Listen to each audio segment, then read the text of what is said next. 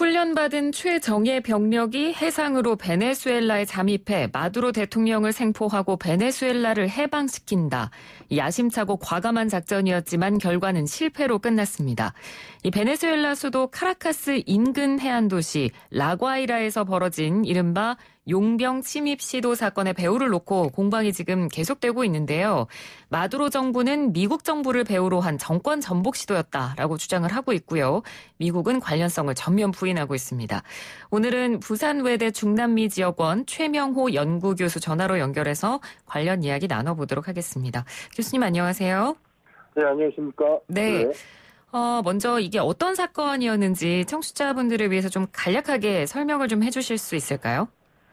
예, 저도 이걸 간략하게 설명하기 위해서 여러 가지로 생각을 해봤는데요. 네. 간략하게 설명하기가 좀 어려운 부분이 있습니다. 일단 사실관계 먼저 말씀을 드리면요.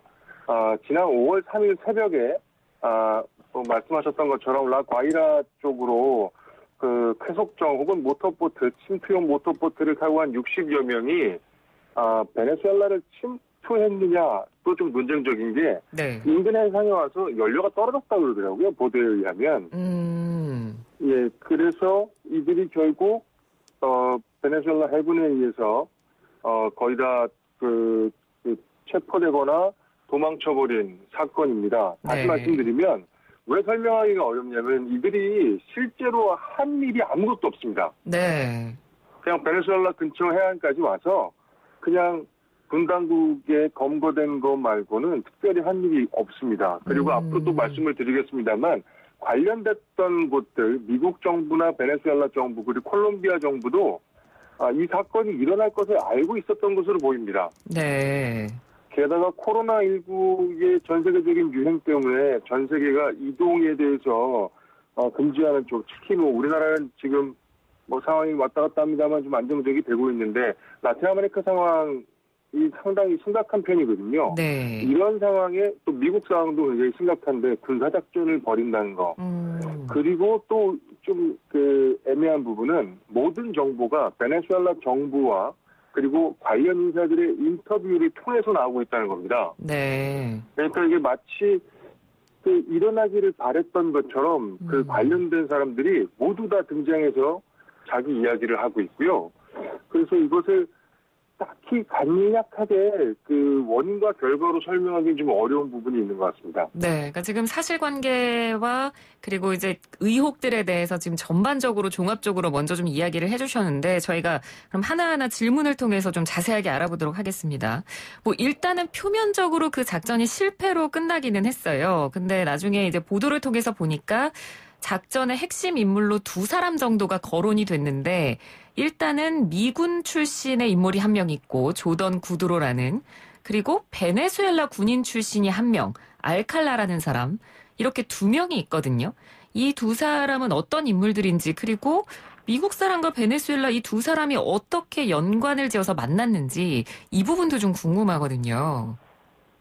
예, 지금 미군 출신, 그린베레 출신으로 알려진 조던 구드로 같은 경우는 AP통신 지금 플로리다에 있습니다. 이 사람이 직접 작전에 참여한 건 아니고요. 예. 작전을 짰는지는 모르겠습니다만 그린베레 출신의 조던 구드로가 실제로 인터뷰를 통해서 자신이 과이도와 계약을 했고 돈은 못 받았지만 민주화 평화를 위해서 작전을 시행했다라는 이야기를 하고 있습니다. 네. 그리고 클리베르 알칼라 같은 경우에는 원래 베네수엘라 군부의 출신이고 군부 중에서도 처음에는 차베스 정권에 가까웠던 것으로 지금 보도가 되고 있습니다만 네. 차베스 정권의 중심 축 중에 하나가 군부였기 때문에 또 차베스 전 대통령이 군부 출신이기도 하고요. 네. 근데 지금 이 사람이 마약 관련, 코케인 관련으로 해서 미국에 기소가 돼 있는 상황입니다. 마두로 대통령도 기소가 돼 있습니다만. 그렇죠. 그래서 군에서 좀 약간 좀 어두운 역할을 담당했던 사람으로 보이고요. 지금 청취자분들께서 기억하실지 모르겠는데 2019년 4월 30일 그리고 5월 1일, 2일 베네수엘라에 쿠데타 해프닝이 있었습니다. 예. 그때 100여 명이 사망하기도 했습니다만 쿠데타가 일어난 것이 아니라 일어날 것이라는 정보가 있었고요. 지금 상황하고 상당히 비슷합니다. 그리고 실제로 쿠데타에 참여한 군부 세력은 굉장히 적었습니다. 네. 근데 그 적은 군부 세력에 속해 있던 사람이었고, 쿠데타가 실패하자 콜롬비아에 도망쳐 있었는데, 거기서 아마도 그 베네수엘라의 그 물리적인 그 충돌을 계획했던 세력들과 알칼라와 그리고 아마도 구두로도 같이 만났던 것으로 보입니다. 구두로는 미국의 군부 출신이라고 합니다만 전형적인 용병이라고 할 수 있거든요. 예. 예, 그래서 아마 이들이 이렇게 만났던 것 같습니다. 그러니까 이 두 사람이 만나서 중심이 돼 가지고 지금 현재 베네수엘라의 대통령을 끌어내리려는 작전을 짰다. 뭐 이런 것까지 어느 정도 지금 보도를 통해서 여러 가지 정황상 해석이 가능한 건데, 근데 뭐 그 알칼라라는 사람은 그렇다 치더라도 구두로는 사실 이 베네수엘라 대통령과는 전혀 상관없는 인물인데 왜 이 작전에 개입을 했을까? 이 부분도 좀 의문이거든요.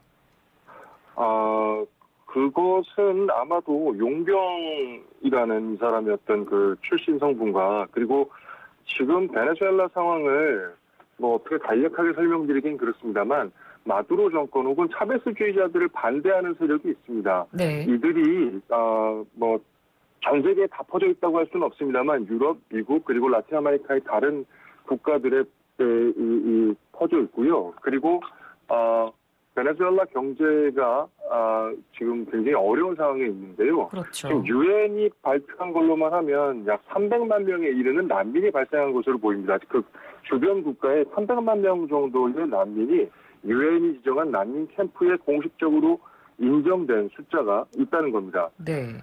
국경을 통해서 비공식적으로 넘어간 사람까지 합친다면 뭐 500만 명까지 예상을 하는 그 학자들도 있거든요. 네. 그래서 고국을 버리고 떠났다는 얘기는 적어도 현재 마두로 정권의 비판적인 입장에 섰을 가능성이 굉장히 높습니다. 네. 이들을 규합해서 민병대를 양성하고 이들을 통해서 군사적인 충돌을 야기하겠다라는 계획이 사실 공공연하게 있었습니다. 그리고 아마 이 과정에서 새로운 반 마두로 민병대를 조직하는 과정에 구두로와 알칼라가 서로 연관되어 있는 것으로 보입니다. 물론 작전에 사람이 참여하지는 않았습니다만 네. 앞에서 말씀드린 것처럼 쿠데타에 실패한 세력 그리고 용병을 이끌고 그다음에 무기를 판매하고 뭐 이런 역할을 하는 구두로 이들이 이렇게 연관되는 것은 그렇게 이상한 일은 아닌 것 같습니다. 다만 이들이 과연 60여 명의 네. 용병 혹은 군사들을 보내서 과연 현재 베네수엘라는 거의 군사 비상사태라고 해도 뭐 과언은 아니고요. 예. 그리고 현재 모든 요직에 군부 인사들이 다 위치하고 있습니다. 이런 상황에 60여 명의 군사로 마두로 대통령을 어떻게 할 수 있다라는 것은 글쎄요. 제가 볼 때는 조금 과대망상에 가까운 것 같습니다. 아마 네. 이런 얘기를 하는 데에는 89년도 마뉴엘 노리에가 대통령이 파나마 대통령이 미 해병대에 의해서 검거되었던 것을 연상하는 것 같은데요. 네. 근데 이것은 현실적으로 좀 불가능한 일이죠. 이건 꿈과 같은 일이라고 할 수 있습니다. 네. 그다음에 제가 개인적으로 더 문제라고 생각하는 것은 관련된 쪽, 베네수엘라 정부, 그다음에 콜롬비아 정부, 그리고 미국 정부에서도 이 작전이 있을 것을 혹은 이런 작전이 구상되고 있다는 것을 알았던 것으로 보입니다. 그러니까 사전에 어느 정도는 알고 있었을 것이다. 미국 정부도요. 네. 예, 그 이유가 여러 가지가 있는데요. 예. 특히 구두로 쪽의 용병들 쪽에서 미국 쪽의 용병들을 통해서 베네수엘라를 뭐 침공할 것이다, 마두로를 어떻게 할 것이다, 뭐 자금이 필요하다 이런 등등의 얘기들이 많이 흘러나왔던 것 같습니다. 그래서 네. 정보기관 쪽에서 이것을 흡수하는 것이 그렇게 어렵진 않았을 것 같고요. 그리고 뭐 청취자분들께서 베네수엘라에 관심이 얼마나 계신지 잘 모르겠습니다만 차베스 정권이 1999년에 탄생했습니다. 네. 그리고 현재 20년 정도를 집권하고 있는데요. 이들이 상대하고 있는 것은 미국이라는 세계 대제국이고 정보나 뭐 이런 쪽에서는 뭐 세계에서 따라갈 수가 없지 않습니까? 근데 네. 이들을 20년 동안 상대했기 때문에 쿠바나 베네수엘라의 정보력도 그렇게 약하지 않습니다. 그래서 마치 짜여진 각본처럼 심지어는 베네수엘라 국영 TV에서 침투하는 이들을 검거해서 헬리콥터에 태우고 데려가는 장면까지 방영을 했거든요. 네. 이것은 마치 우리가 좀 음모론처럼 들릴 수도 있습니다만 연출된 장면처럼 보일 수도 있는 그런 상황이었습니다. 그래서 제가 앞에서 간략하게 설명하기 어렵다고 말씀드린 것은 네. 베네수엘라 정부에서 발표하는 것을 100% 다 믿기도 어렵고 네. 관련자들의 인터뷰도 좀 믿기가 어렵습니다. 특히 구두로 같은 경우에는 과이도와 계약을 했는데 계약이 이행되지 않아서 자기네들 자의적으로 침투했다라는 것을 상식적으로 이해하기 너무 어렵기 때문에 네. 그렇게 본인이 직접 SNS를 통해서 진술을 했죠. 계약이 이행되진 않았지만 그래도 베네수엘라의 독립을 위해서 내가 작전을 이행했다. 이런 식으로 언급을 하지 않았습니까? 예, 그리고 AP통신과의 인터뷰에서도 그렇게 밝혔습니다. 그러니까 이게 되게 이상한 사건이라고 할 수 있습니다. 아까 교수님께서는 뭔가 의혹이 가는 부분도 굉장히 많고 그리고 뭔가 짜여진 연출과 각본처럼 모든 것들이 움직였다라고 어느 정도 지금 의혹을 갖고 계시는 거네요. 더 중요한 것은 이들이 실제로 한 일은 없고 네. 결국 뭐 구두로의 인터뷰만 있고 그렇죠. 뭐 누구를 뭐 거점을 타격한 것도 아니고 어떤 중요한 인사를 암살한 것도 아니고 그냥 침투 활동을 하다가 검거된 게 전부입니다. 그래서 청취자 여러분들에게 좀 더 상황 설명을 좀 드리자면 제가 또 공교롭게도 2월 달에 베네수엘라에 있었습니다. 네. 그리고 과이도 같은 경우에는 1월 19일에 콜롬비아 쪽으로 일단 나가서 3주 동안 해외 유럽과 미주 지역, 캐나다와 미국을 방문했고요. 그리고 기억하실지는 모르겠습니다만 2월 4일에 미국회에서 트럼프 대통령이 국정연설을 하는데 여기에 초대받습니다. 네, 참고로 말씀드리자면 이 과이도 국회의장은 지금 마두로 대통령이 있는데도 불구하고 이제 본인이 대통령을 하겠다면서 지금 대통령을 자처하고 있는 사람이고 미국은 지금 과이도를 지지하고 있는 상황이고요. 예, 그렇습니다. 미국 외에 약 50여 개국이 과이도를 지지하는 성명을 냈는데요. 네네. 미국회에서 한 국정연설에 뭐 다른 국가의 대통령이라고 부르기에 약간 논쟁적인 부분이 있습니다만 누군가를 부르는 것도 굉장히 특이한 일이고 그 사람에게 마이크를 주는 것도 굉장히 특이한 일이었습니다. 네. 그리고 2월 11일에 귀국을 합니다. 베네수엘라로 귀국을 하고 그리고 12일에 귀국 보고회를 하게 되는데요. 제가 이 귀국 보고회 때 옆에 있었거든요. 예. 그리고 나서 라틴 아메리카와 베네수엘라 쪽에서는 미국이 이제 물리적인 개입을 할 것이다라는 뉴스가 굉장히 많이 퍼지게 됩니다. 네. 그리고 13일, 14일에 대규모 민방위 훈련이 있게 되고요. 제가 여기서 카라카스에서 전차가 지나가는 것도 봤거든요. 개인적으로 그 당시에 운이 좋은 건지 운이 나쁜 건지 모르겠다라는 생각을 하면서 좀 마음을 졸이고 있었습니다. 네. 그리고 이 계속적으로 물리적인 개입, 즉 군사적인 타격이 있을 거라는 정보가 많이 돌았고 그리고 타격하는 방법으로는 콜롬비아에 있는 미군 기지에서 미군이 직접 개입한다거나 아니면은 아까 말씀드린 것처럼 베네수엘라 출신의 난민들로 구성된 민병대가 들어간다거나 뭐 이런 구체적인 정보들이 많이 있었습니다.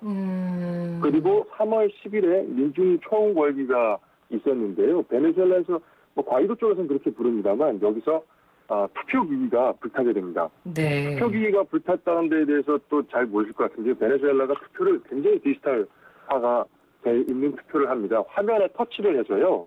예. 바로 결과가 나오거든요. 근데 이 투표기계들이 다 타게 됩니다.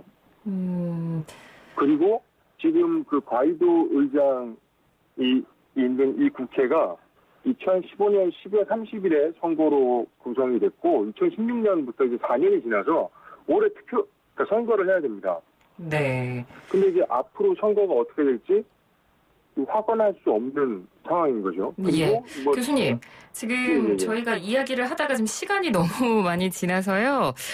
저희가 이 이야기는 나중에 시간이 되면 또다시 베네수엘라 정치 얘기를 또 한 번 시간을 마련해서 듣는 걸로 하고 오늘은 말씀을 여기까지 들어야 될 것 같습니다. 오늘 말씀해 주셔서 고맙습니다. 예, 감사합니다. 네. 지금까지 부산외대 중남미지역원 최명호 연구교수와 이야기 나눴고요. 잠시 뒤 2부 이어가도록 하겠습니다.